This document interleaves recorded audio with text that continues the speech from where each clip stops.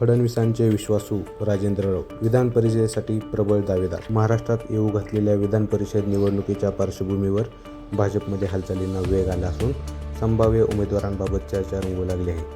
पक्षाकडून सुमारे 30 नावांची यादी दिल्ली दरबारी पाठवण्यात आल्याची माहिती समोर येत आहे. या पार्श्वभूमीवर बार्शीचे माजी आमदार राजेंद्र राऊत यांचे नाव जोरदार चर्चेत आले आहे. ते मुख्यमंत्री देवेंद्र फडणवीस यांचे विश्वासू मानले जात असून त्यांची उमेदवारी आघाडीवर असल्याची राजकीय वर्तुळात चर्चा आहे.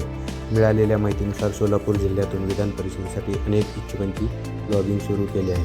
त्यामध्ये राजेंद्र राऊत यांच्यासह इतर नेत्यांचीही नावे चर्चेत आहे. याआधीही भाजपचे वरिष्ठ नेते चंद्रकांतदादा पाटील यांनी राऊत यांना विधान परिषदेसाठी संधी मिळण्याचे संकेत दिल्याने त्यांच्या समर्थकांमध्ये उत्सुकता वाढली होती. या दरम्यान राज्यात विधान परिषद निवडणुकीसाठी महायुती आणि महाविकास आघाडी दोन्ही बाजूंनी रणनीती आखली जात असून उमेदवारांबाबत अंतिम निर्णय लवकरच होण्याची शक्यता आहे.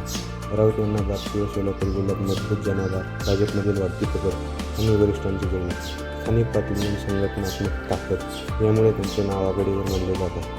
मात्र अंतिम निर्णय हा पक्ष संस्थेकडूनच होणार असल्याची अधिकृत घोषणा होईपर्यंत चित्र स्पष्ट होणार नाही. राजेंद्र राऊत यांची विधान परिषदेसाठी वर्णी लागण्याची शक्यता नाकारता येत नाही, पण अद्याप अधिकृत घोषणा झालेली नाही. त्यामुळे राजकीय घडामोडींवर सगळ्यांचे लक्ष आहे.